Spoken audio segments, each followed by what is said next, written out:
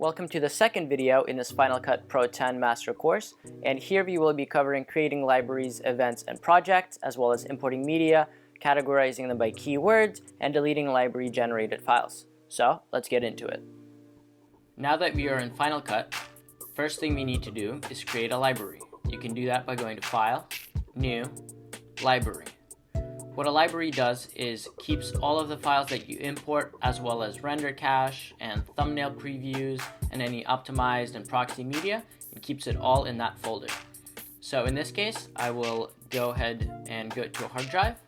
I will make a new folder, and I will call this New Project January 2nd, and I will create that folder, and I will call this January 2nd just for this tutorial. So I will hit save. So, and if you navigate to your Finder and go to this folder, you will see that there is a new Final Cut library named January 2nd. And if you right click and show package options, it will have everything that is related to Final Cut. And once you start dropping in files and all that sorts of stuff, everything will be stored inside of this. So that's basically what the library does. Also, by default, it creates a new event for you with today's date. I usually like creating my own events with a title. So for this, I'm going to call it Importing Media Tutorial, because we will be importing some media, and I will uncheck Create New Project because we will do that by hand. So let's hit OK. So now you can see we have another event in here. And what that does is each event has its own media and project. So if you're doing a film, you can separate each event into scenes, so you're not mixing around all of the footage all in one place, which could be really distracting, and you'll just be wasting your time looking at the files that you don't necessarily need at that time. Let's go back to importing tutorial, and I will make a new project, and I will call this New Media. And you can see that if you go to custom settings, you can really choose all of the different things, but I usually use automatic settings, and I drag in the clip that I will import into the project, and that will choose the settings that the clip was shot in. So I will just hit OK, and now you can see that we have a new project in the event. If it looks different for you, you might be looking at it differently. I covered this in the tutorial just before this video. So if you just skip right through it, maybe you should go back, because getting used to the user interface of Final Cut could take some time if you're coming from software like Premiere Pro, Sony Vegas, or anything like that. So I like working in this list view because I get to see all this information here. So now that we have a project and we created a library where all the files are going to be stored, and we made the event, now it's time to import footage. You can do that by going to File, Import Media, or you can do it with this little download button here, which basically imports footage. So if you click on that, it will open up this media import window, and you can choose a location from where to import your files. I will be importing some files from a hard drive, from a music video that I shot right here on Asaf Gorin, and I'm just going to go to Calling Me, which is the name of the song, and there's a bunch of different things here, and I will just choose 3 clips for the sake of this tutorial. Actually, I'll just choose 4. And you can see you can leave files in place. So if you're working off of the same hard drive where your event is, I would suggest leaving the files in place. That way you're not duplicating files all the time. And in this case, I would use an extra 12 gigabytes for no reason, just because it would duplicate the files if I copied them to the library. So I don't need that. If you add any tags in Finder to the files themselves, you can import the keywords. I usually never do it in Finder, I do it in Final Cut itself, so I will keep those unchecked. What's really great about Final Cut is you can analyze and fix and transcode files all before importing. So you can see here you can create optimized media as well as creating proxy media, which is smaller sized files that are easier to work with if your computer isn't extremely fast and you can't, let's say, work with raw 4K files on your computer. If you're just editing off a MacBook or something, you can just hit create proxy media and it will create smaller files that you'll be able to play back a lot faster in the edit. And then when you're exporting, it will use the actual original media when it's exporting so that you have a high quality project. One of the great things is find people. So let's say you're shooting an interview and there's tons of different B-roll and things like that. You can choose find people and it will create a smart collection after analyzing your files. It takes some time, but it's a great time saver if you're an editor and you're just getting footage and you weren't on set, so you don't really know which files have interviews or people talking or people in the shot. So this kind of helps organize your footage automatically. You don't really have to do anything for it, which is great.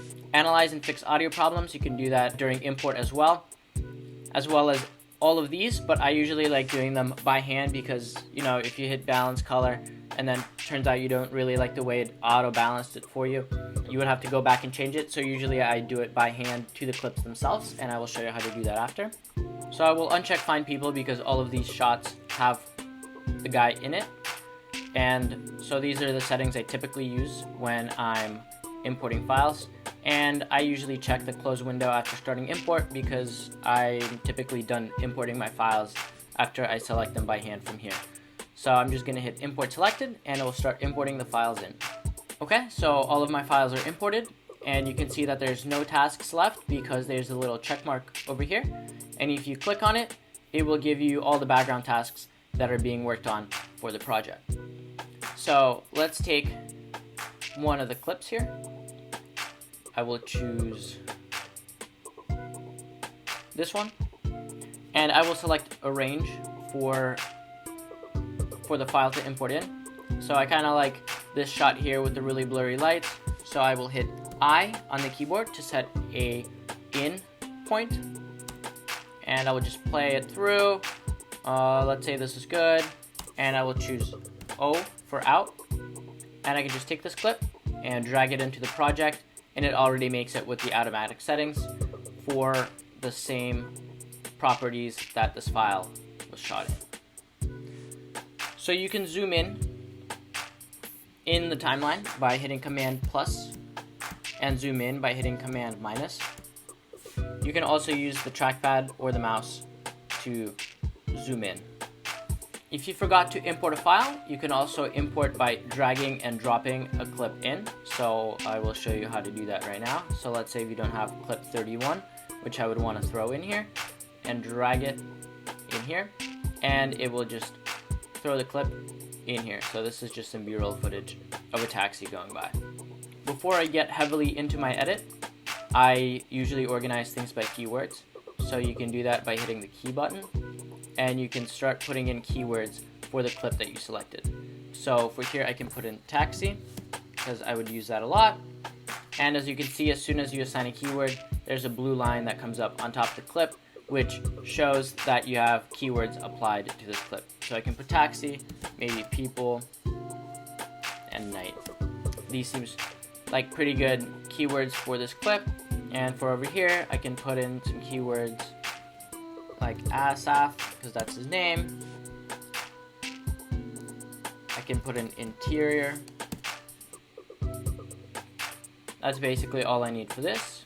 For this shot of him trying to climb this phone booth for a music video shot, maybe I'll put the keywords exterior and night. So now you can see, if you go to your event, you can see all of the keywords that were applied. So when you click on them, it will show you the clips that were assigned. So you can see night, we assigned 2 clips. So you get to find them right here. Another great thing about keywords is you can apply them to certain parts. So let's go and find a part where we have a taxi drive by. So there's a shot where a taxi goes by him. So I'll put in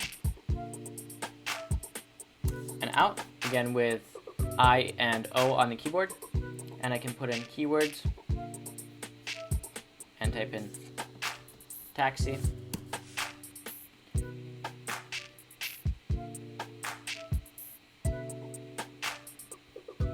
And you can see for taxi, just that selection shows up.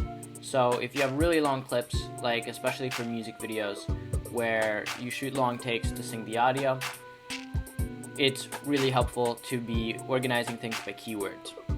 Now, if you decide to play this file and it ends up being too big or too large, you can work with proxies even after importing our footage, and you can do that by right-clicking, going to transcode media, and there's a button to create proxy. So let's hit OK. Go into the background tasks, open this little window so that you can see the progress. So now that 20 years went by and you're almost dying of old age after all of your files have been proxied, let's take a look and see how big the files are now. So the original file that we were proxying was numbered 16 and it was 4.44 gigabytes. And let's go and take a look at the new proxy.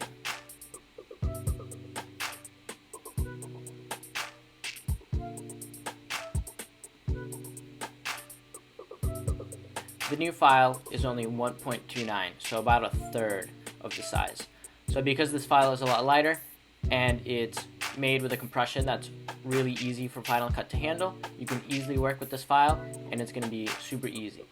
You don't even need to re-import it or do anything again. All you need to do is go to View, and the type of media that you're working with, you're going to choose Proxy. So because this file 15, was not proxied, it shows up as red with missing proxy, but now in 16, I'm gonna take this in, take this out, throw this file in, and you can see it's super easy to handle. You can really work smoothly with this file without any problems. If you need to be searching for any files you imported because you have a ton of clips, you can just hit the little search button here and you can search for files that contain any specific letters or numbers in its entire name. So after working with all this footage and exporting your project and finishing with it, proxies, optimized media, and other generated files can take up a lot of space on the computer. So what you can do is click on the library here, go to Event, go to File, delete generated library files, and you can check delete rendered files all, delete optimized media, and delete proxy media, and then hit OK, and that will empty out a lot of your data. So you can see right now you only have 1.3 gigabytes, which is that one proxy video that we have.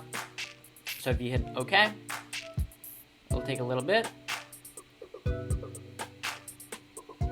and once you go back and take a look at the properties, now it's only 4.6 megabytes.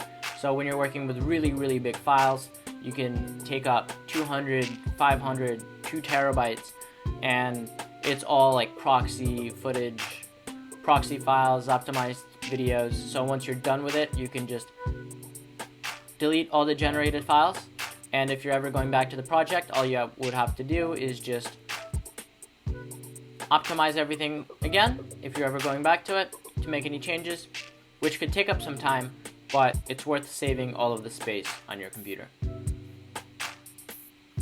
So now you have everything read, so let's go and just look at the original media because we deleted all of the generated files, and we are good to go. If anything ever goes wrong in your project, if Final Cut closes, your computer shuts down, and you can't open your project or library, you can always open it up from a backup. You can do that by going to File, Open Library, from Backup, and you can choose the date from when to restore it. Because we just started this project today at 2, you can see that this is the only option that we have. But if you're working multiple days, multiple weeks or months on project, you'll be able to restore it from a lot of different points throughout the progress of your video. So that is all for setting up a project and importing media. So now that you learned how to set up your project and import media, the next video down below is going to cover how to do some basic editing things like titles and lower thirds, navigating the timeline, skimming versus the playhead, safe zones, and some basic volume controls. So I'll see you in the next one.